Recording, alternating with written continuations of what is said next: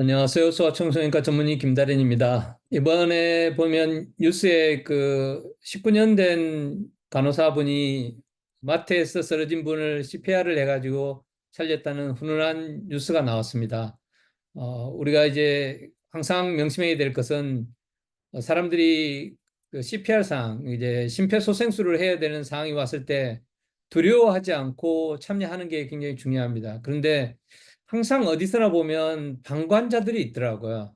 어, 우리나라에서 이제 체육관에서도 한번 어떤 사람이 운동하다가 심폐소생술을 한 경우가 있는데, 심폐소생술을 하는 그 옆에서 여전히 그 운동을 하고 있는 사람이 있어요.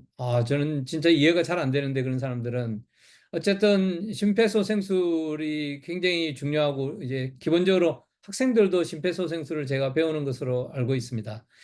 그러면 심폐소생술을 할 때 제일 중요한 게 뭐냐 하면, 우리가 이제 숨을 제대로 쉬냐 안 쉬냐, 또는 맥박이 뛰냐 안 뛰냐, 이런 것들을 확인하는 게 중요하거든요. 그리고 의식이 있느냐 없느냐.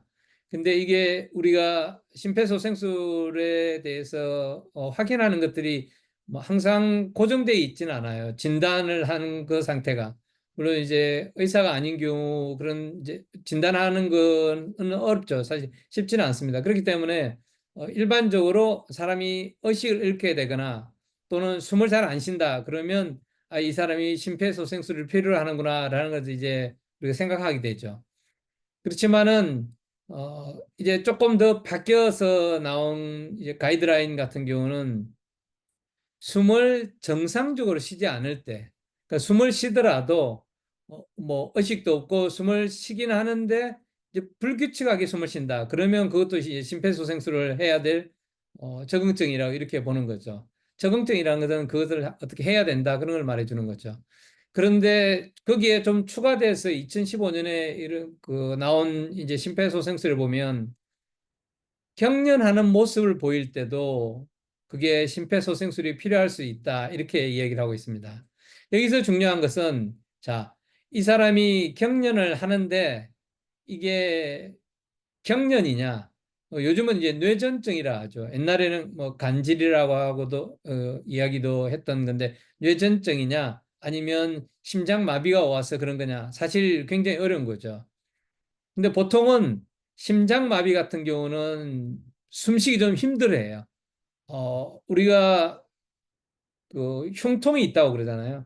흉통이 있으면서 등 뒤쪽으로 뻗친다고 이야기합니다. 흉통이 그냥 여기에만 있는 게 아니라 등 뒤쪽으로 퍼져나가는 양상을 보일 때 우리가 심장마비가 올 가능성이 있다고 보고, 그때는 바로 응급실을 가야 되는 거죠. 제가 흉통이 심하게 오고 있고 참을 수 없고 등 뒤쪽으로 뻗친다.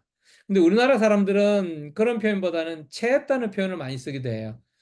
제가 인턴 때 왔던 어떤 할머니 같은 경우는 복통이 굉장히 심한데 왜 통증약 안 주냐, 소화제를 안 주냐, 나 지금 체했다, 빨리 치료해달라 했던 그런 경우인데, 그분은 오자마자 얼마 안 돼서 바로 사망했어요. 심장마비로.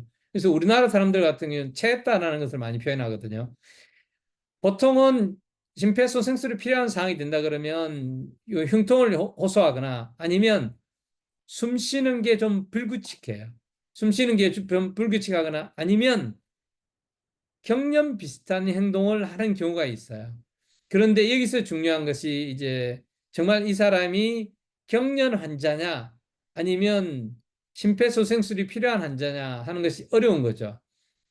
그러니까 일단은 의식 유무를 확인하고, 숨을 제대로 쉬는데 그게 불규칙하게 쉬는지를 확인하고, 어, 맥박을 청진해 가지고 손에서 또는 목에 이제 경동맥 같은 걸, 경동맥을 만져 가지고 이제 확인을 해야 되는 거죠. 여기 대어 보면 이제 그 펄스 맥박이 이렇게 탁탁 뛰는 게 느껴질 수 있거든요. 그런 것들을 확인을 하고 이제 심폐소생술을 해야 되는 거죠. 그런데 사실 좀 어려운 점이 있습니다. 이 환자가 만약에 심폐소생술이 필요한 환자라면 심폐소생술로 이제 시행하면 되는 거죠. 그런데 만약에 이 사람이 심폐소생술이 필요하지 않은 환자, 경련 환자라면 이게 좀 문제가 되는 거죠. 잘못하면 갈비뼈가 나갈 수도 있는 거고요. 물론 이제 살려주려고 하는 의지로 했기 때문에 뭐 이해는 해야 되겠지만은, 우리가 조심해야 되는 게 그런 거죠. 근데 요번에 이제 저도 동영상을 봤거든요. 어떤 뭐 S 어떤 방송에서 이렇게 보여준 것 같은데 제가 보기에는 경련일 가능성이 조금 더 높겠더라고요. 물론 이게 경련이라는 게 이런 겁니다. 제가 좀 이상한 모습을 보이더라도 참아주시기를 바랍니다. 눈이 이렇게 돌아가요. 눈이 돌아가거나 아니면 손을 이렇게 쭉 하거나 아니면 뭐 탁탁 튀기는 이런 모습을 보이기는 하는데 사실 이런 모습은 힘들어. 보기 드물어요.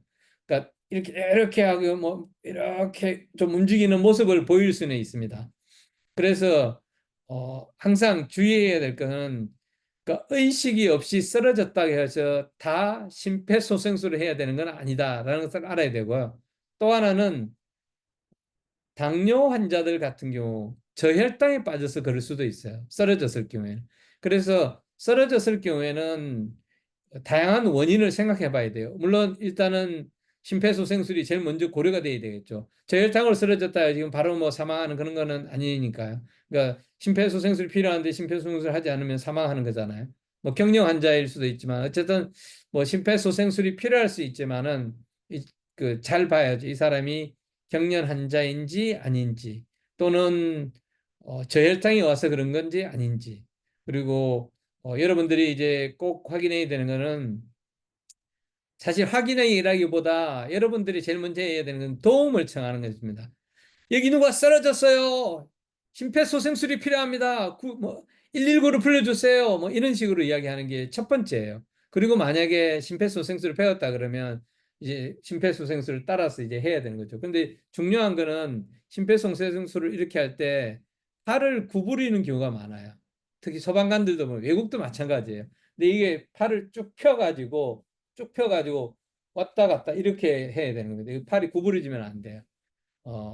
그래서 그래야만 잘 심장이 늘려지고 심장에서 피가 이제 골고루 공급이 되는 거죠.